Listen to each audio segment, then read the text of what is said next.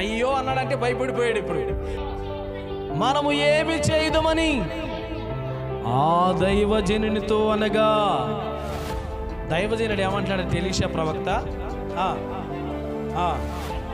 ఇప్పుడు భయపడవద్దు అన్నాడంటే అయ్యో నా ఏలిన వాళ్ళు ఎంత వణుకొచ్చుంటుందో, అయ్యో నా ఏలిన వాడు అన్న దాంట్లో ఎంత వణుకొచ్చుంటే ఈ మాట అంటాడు, భయపడవద్దు.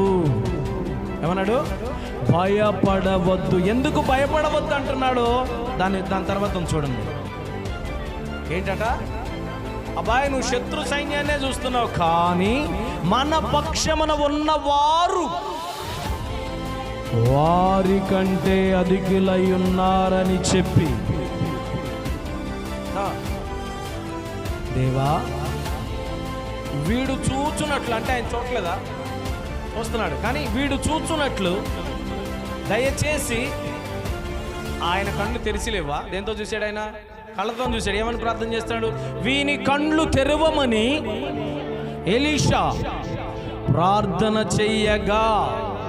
ఇప్పుడు చూడండి, యెహోవా ఆ పనివాని కండ్లను, అంటే ఏ కండ్లు ఇవి?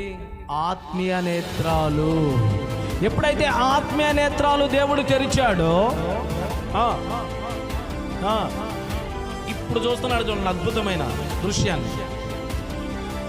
ఎవరి చుట్టూ అంటే ఇప్పుడు ఆ పర్వతం మీద ఉన్న ఎలీషా చుట్టూ ఎవరున్నారు?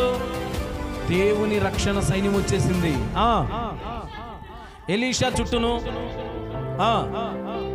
పర్వతము అగ్ని గుర్రముల చేత రథముల చేత నిండియుండుట చూచెను.